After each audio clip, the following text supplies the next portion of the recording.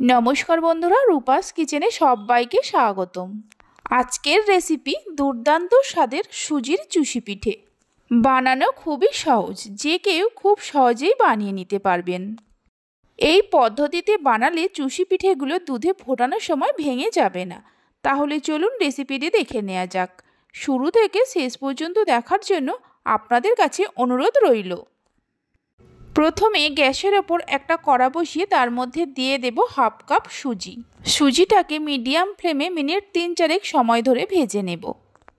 খুব বেশি লাল করে ভাজার দরকার নেই, তবে আপনারা চাইলে না ভেজেও করতে পারেন। এইভাবে ভেজে করলে স্বাদটা খুব ভালো হয়। মিনিট 3-4 সময় ধরে সুজিটাকে ভেজে নেওয়া হয়ে গেছে। সুজির মধ্যে সামান্য নুন দিয়ে দেব। যে কাপ মেপে সুজি নিয়েছিলাম ওই কাপেরই 1 কাপ দুধ দিয়ে দেব। মানে যতটা সুজি নেবেন তার ডবল জল বা দুধ দিতে হবে। আমি এখানে দুধ দিয়ে করছি, আপনারা চাইলে জল দিয়েও করতে পারেন। গ্যাসের ফ্লেমটা লো টু মিডিয়ামে রেখে সুজিটাকে দুধের সঙ্গে ভালো করে মিশিয়ে নেব। ভালো করে মিশিয়ে নেওয়ার পর গ্যাসের ফ্লেমটা লোতে করে এইভাবে নাড়তে নাড়তে সুজিটাকে একটা ডোতে পরিণত করে নিতে হবে। দেখুন, সুজিটা একটা ডোতে পরিণত হয়ে গেছে। এবার গ্যাসের ফ্লেমটা বন্ধ করে দিয়ে এই সুজির ডোটাকে একটা প্লেটের মধ্যে নামিয়ে ঠান্ডা হতে দেব। সুজির ডোটা ঠান্ডা হয়ে যাওয়ার পর ভালো করে মেখে নেব। তবে পুরো ঠান্ডা করব না, হালকা গরম থাকতে থাকতে ভালো করে মেখে নিতে হবে। সুজিটা মাখার সময় আপনারা চাইলে 1 চামচ ঘি দিয়েও মেখে নিতে পারেন। সুজির ডোটাকে মিনিট 3-4 সময় ধরে ভালো করে মেখে নেওয়া হয়ে গেছে। একটা বাটিতে অল্প কিছুটা ময়দা নিয়েছি। হাতে অল্প করে ময়দা লাগিয়ে নিয়ে সুজির ডো থেকে এইভাবে একদম ছোট করে লেচি কেটে নিয়ে এইভাবে হাতে পাকিয়ে নিয়ে চুষি পিঠেগুলোকে গড়ে নেব। আমি একটু বড় সাইজের করে করছি, আপনারা চাইলে এর থেকে আরও ছোট করেও করতে পারেন। এইভাবে আমি সমস্ত চুষি পিঠেগুলোকে করে নেব। চুষি পিঠেগুলো করার সময় হাতের মধ্যে মাঝে মধ্যে অল্প করে ময়দা লাগিয়ে নিতে হবে। আপনারা চাইলে চালের গুঁড়োও লাগিয়ে নিতে পারেন। সমস্ত চুষি পিঠেগুলোকে তৈরি করে নেওয়া হয়ে গেছে। চুষি পিঠেগুলো এইভাবে রেখে দেব। এরপর একটা কড়াতে হাফ লিটার দুধ নিয়েছি। দুধটা আমার আগে থেকেই জাল দেওয়া ছিল।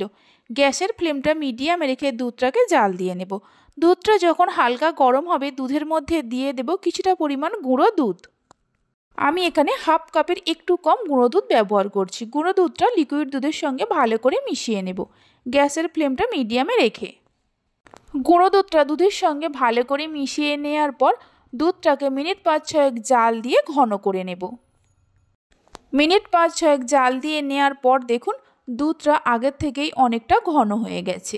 এই সময় গ্যাসের ফ্লেমটা লোতে করে এর মধ্যে সামান্য পরিমাণ নুন দিয়ে দেব। হাফ কাপ দিয়ে দেব খেজুরের গুড়। খেজুরের গুড়টা আপনারা চাইলে আরেকটু বাড়িয়েও দিতে পারেন। এই সময় অবশ্যই গ্যাসের ফ্লেমটা লোতে রাখবেন, তা না হলে বন্ধ করেও দিতে পারেন। হাই ফ্লেমে রেখে ফুটন্ত দুধের মধ্যে গুড় দিলে দুধটা কেটে যাওয়ার সম্ভাবনা থাকে।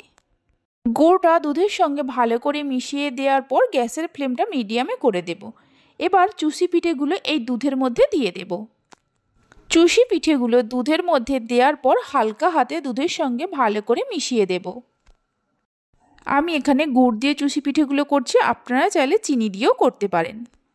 এবার মিনিট 5-6 সময় ধরে চুষি পিঠেগুলোকে দুধের সঙ্গে ভালো করে ফুটিয়ে নেব।